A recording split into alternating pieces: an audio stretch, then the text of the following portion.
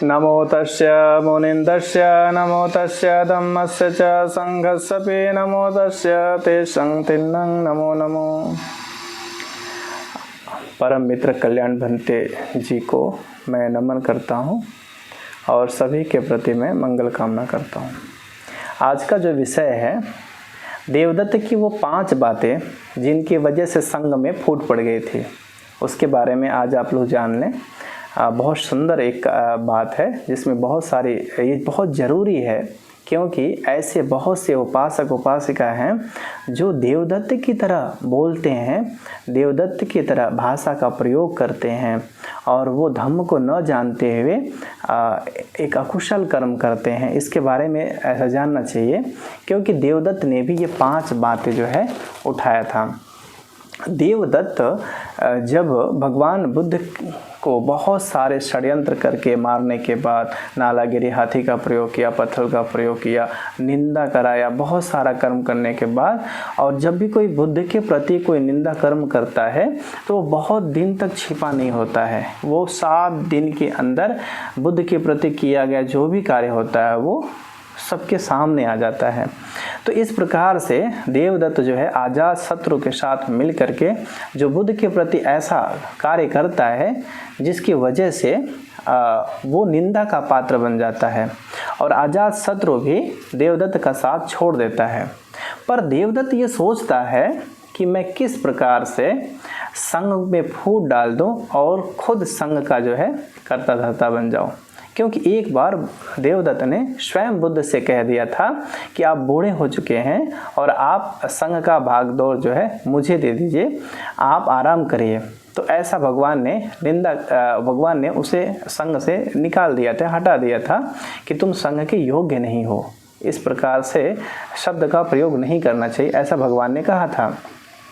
परंतु देवदत्त जब अजातशत्रु ने भी देवदत्त का साथ छोड़ दिया तो देवदत्त ने सोचा अब क्या ऐसा करूं कि संघ में फूट पड़ जाए। देखिए देवदत्त जो है बचपन से सिद्धार्थ के पीछे पड़ा था कि सिद्धार्थ मुझसे छोटा है पर सबसे ज़्यादा महत्व उसे क्यों दिया जाता है। जब सिद्धार्थ छोटे थे तो वो राजा बनना चाहता क्योंकि सिद्धार्थ को राजा बनाया जाएगा, इसका डर था देवदत्त को।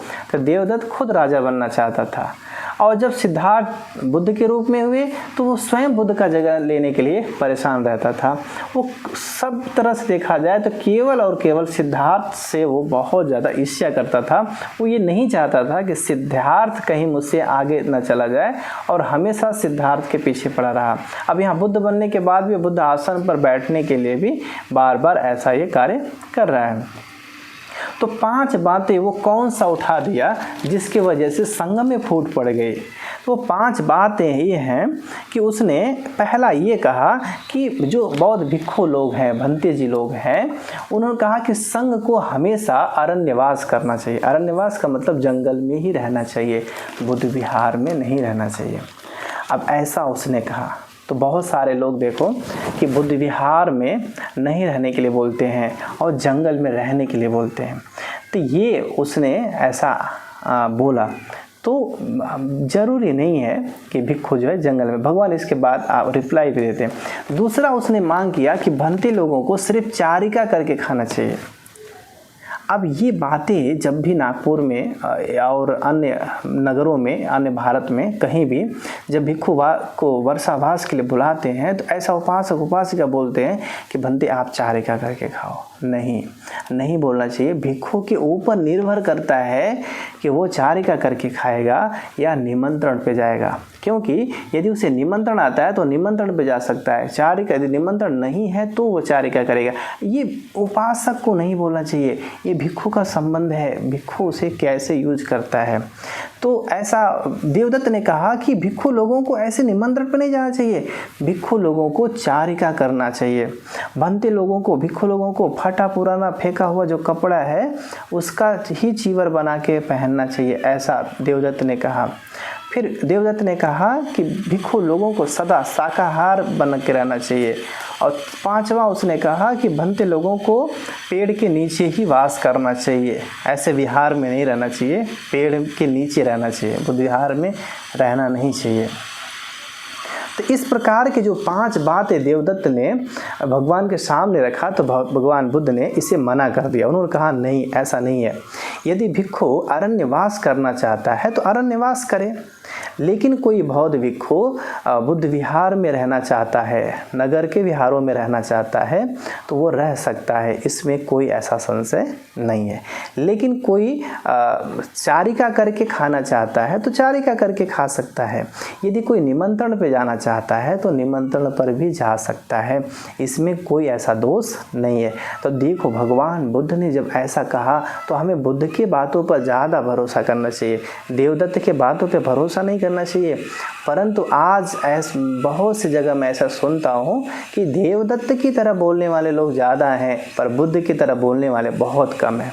जब भी कोई भिक्षु कहीं जाएगा तो सबसे पहले वो बनते जी आपको चारिका करके खाना चाहिए, ऐसा बिल्कुल नहीं बोलना है, क्योंकि ये बात तो देवदत्त बोल रहा है। पर भगवान बुद्ध ने क्या बोला देवदत्त की बात सुनने के बाद? नहीं, इच्छा है चारिका करके खाना है तो चारिका करके खाओ, और नहीं तो कोई निमंत्रण पे बुलाता है तो निमंत्रण पर भी जा सकते हैं, ऐसा कर सकते हैं। परंतु हमें देवदत्त की तरह कोई शब्द का प्रयोग नहीं करना चाहिए। हमें केवल और केवल किसकी तरह प्रयोग करना चाहिए? बुद्ध की भाषा प्रयोग करना चाहिए, बुद्ध की वाणी का प्रयोग करना चाहिए।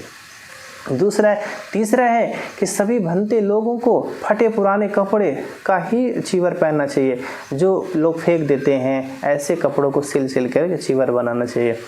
परंतु भगवान ने कहा ठीक है, ऐसा भी यदि कोई पहनना चाहता है तो पहन सकता है, परंतु यदि कोई उपासक का दिया हुआ चीवर भी पहनना चाहता है तो पहन सकता है, इसमें कोई दोष नहीं, इसमें कोई संशय नहीं।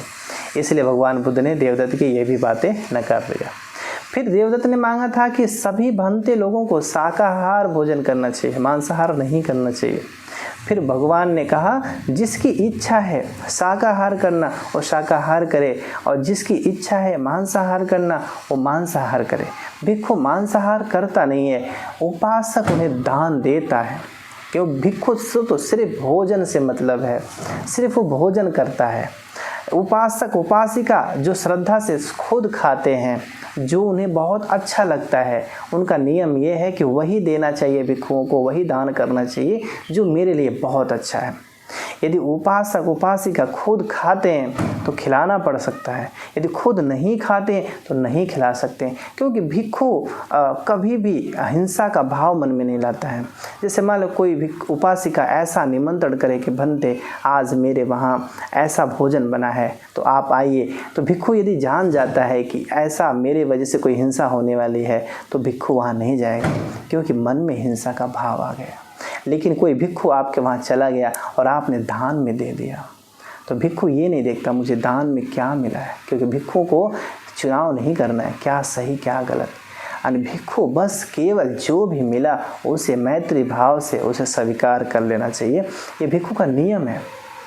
भिक्षु कभी उस हाथ का अपमान नहीं करता जो श्रद्धा से उसके आगे आता है। भिक्षु उस हाथ को देखता है जो श्रद्धा से मेरे तरफ बढ़ रहा है, मुझे अच्छा मिल रहा है बुरा मिल रहा है, मुझे रूखा सूखा मिल रहा है मुझे स्वादिष्ट मिल रहा है, ऐसा वो बिल्कुल चिंता नहीं करता है। जो भी उपासक देता है उसे वे स्वीकार कर लेता है। तो इस तरह से देखा जाए तो भिक्षु केवल और अपनी चेतना पर ध्यान देता है कि मेरी चित्त की चेतना कैसी है, क्या मिल रहा है खाने को, क्या नहीं मिल रहा है खाने को, उस पर वो ध्यान नहीं देता है। इसलिए मैं कहता हूँ उपासक उपासिका को शुद्ध सात्विक आहार शुद्ध आहार देना चाहिए। तो यदि उपासक उपासिका शुद्ध आहार देगा तो उन्हें पुण्य मिलेगा। तो उपासक उपासिका के ऊपर निर्भर करता है कि भिक्षु संघ को क्या देते हैं।